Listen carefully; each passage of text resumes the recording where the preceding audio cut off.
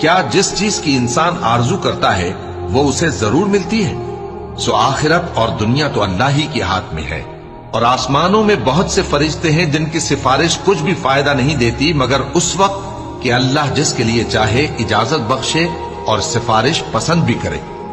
جو لوگ آخرت پر ایمان نہیں لاتے وہ فرشتوں کو لڑکیوں کے نام سے موسوم کرتے ہیں، حالانکہ ان کو اس کی کچھ خبر نہیں۔ وہ صرف خیال و گمان پر چلتے ہیں، جبکہ خیال و گمان حق کے مقابلے میں کچھ کام نہیں آتا۔